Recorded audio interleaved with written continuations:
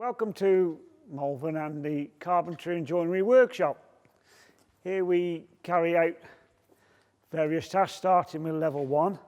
So to carry out anything we need to know what tools we've got and what we're going to use, what we can use them for. So everybody gets a basic toolbox which has got inside it a 600mm ruler. Obviously that's for all your measuring and can be used as a straight edge. We have a tri-square, obviously for marking out the timber square round with your pencil line. Obviously we've got a tenon saw, so they can cut the timber. And it's plenty big enough for the various tasks they have to carry out. We have a smoothing plane, but this is for cleaning up our work and taking small shavings off, just reducing timber in size and cleaning up. Then we have a mallet, just to hit our chisels with and maybe put some joints together. A marking gauge, adjustable, with a sharp point on, which we mark out the thicknesses of timber, widths of joints. It's quite a handy tool to have in your toolbox. And then we have just 3 chisels, 12mm, 18mm and 25mm. Okay, so what does each one do? Obviously we've squared our timber up, we've cleaned it up, we've used our mallet to hit the chisels with, making joints, cleaning timber up, making things fit. So that's our basic toolkit. Now obviously we need to do other tasks as well. Some of the joints that we do are what we call mortise and tenon joints. Now this one, we've got a single point one side, but it's got a double point the other side. And we can adjust those double points to suit the size of our mortise chisel, which we can then make slight adjustments, make it so it's right, and then set the size and adjust it. So we get our joints all nicely marked out using one of these, and then it should come out right when we've done it. Mortise chisels come in different sizes. Some have a ferrule, metal ferrule on the end, just to stop the handle splitting, because you're trying to force that through a lot of timber. Another task we have to do is obviously sometimes cutting out for mortise and tenons or bridle joints. We need to get in and be able to turn the blade, so we can get into small areas with a coping saw. Very fragile blades, they tend to break quite easily if you don't keep moving as you turn. But you can follow all sorts of shapes, cut curves, and generally a very, very useful tool to have in your kit.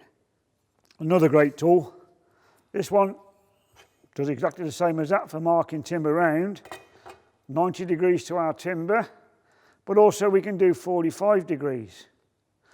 We can also use this as a marking gauge, because we can set that at different sizes, different widths, different depths if we require. And then we get the bits where we've got to find angles. So we've got a sliding bevel. Yeah, this adjusts to virtually any angle around there. So you can find angles, use it to measure angles, set out angles. Again, useful pieces of equipment to have in your kit. Claw hammer, again, put nails in, take nails out. It's quite easy to happen a lot. And if we want to, a slightly bigger saw for general tasks. This is just a universal saw for cutting bigger timbers, where the tenon saw does the smaller ones. We sometimes need to hold joints together when we've made them, so we can clamp it up while the glue dries. These are adjustable and come in different sizes, from the smaller ones along to ones about 4 foot, 6 foot long. What we use with our vices is a bench hook. Just drop it in the vise, and then we can use our piece of timber, and we've got something to hold it against securely while we do our cutting. And obviously then they come to times where we've got to put screws in. So we might use a brad awl. Now everybody, when I give them that, thinks it's a little screwdriver, but actually that'll make a small hole in a piece of wood where you want to start your screw. So then screws could be coming in what we call a posi drive, or they could come as a slotted screw. But these seem to be, the posi drive seems to be the thing that's taken over now. Just makes it easier to get the screws in and turn those. And of course everybody nowadays wants to do those jobs that little bit quicker. So instead of having the old hand drills, we have the battery drill. These ones are good because you can set them up to different, what they call torque. Gets too much, you don't want to break the head of the screw or ruin your screwdriver bit.